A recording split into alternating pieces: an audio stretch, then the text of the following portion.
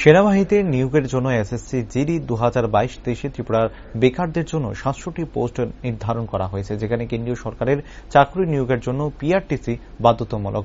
NSUI এর অভিযোগ, অন্যান্য রাজ্যের বিপুল সংখ্যক চাকরি প্রার্থী অর্থের মাধ্যমে ত্রিপুরায় পিআরটিসি করে এসএসসি জিডি 2022 সালের পরীক্ষার জন্য দরখাস্ত জমা দিচ্ছে। সে অনুযায়ী উপযুক্ত তথ্য ও বর্তমানে তাদের কাছে আছে। আগামী 17 জুলাই থেকে শুরু হবে মেডিকেল পরীক্ষা। যারা এরকম অবৈধ পিআরটিসি সহ দরখাস্ত জমা দিয়েছে তাদের বিরুদ্ধে আইনি ব্যবস্থা নেওয়ার দাবি নিয়ে দিন শনিবার এনএসইউআই এর পক্ষ থেকে সদর এসপির নিকট ডেপুটেশন প্রদান করা হয়।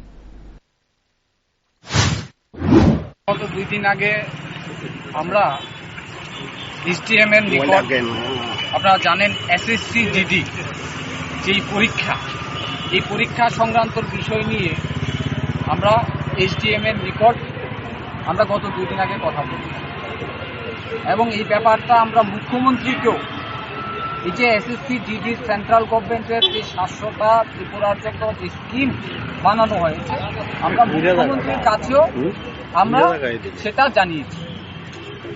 প্রশ্ন হল, এই যে ফেক ভাবে রাজ্যের মধ্যে এই যে এতগুলি পিআরটিসি, এটা কিন্তু জালিয়াতি নয়।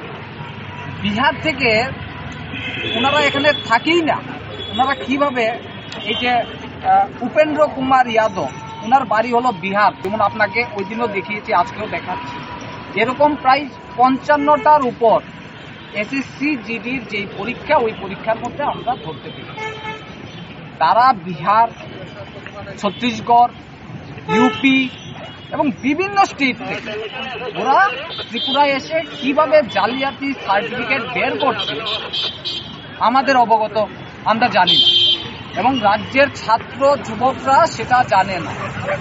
তাই আমরা গত 2 দিন আগেও আমরা এসডিএম এর নিকট কথা বলেছি, মুখ্যমন্ত্রীকে জানিয়েছি, আজকে আমরা প্রশাসনকেও জানাচ্ছি, আজকে আমরা এসপি সাহেবের নিকট আমরা এইগুলি তুলে ধরবো। এই যে রাজ্যের মধ্যে এইভাবে যে অরাজকতা চলছে, এইভাবে যে ফেক জালিয়াতি হচ্ছে, সেটা আমরা তুলে ধরতে চাই।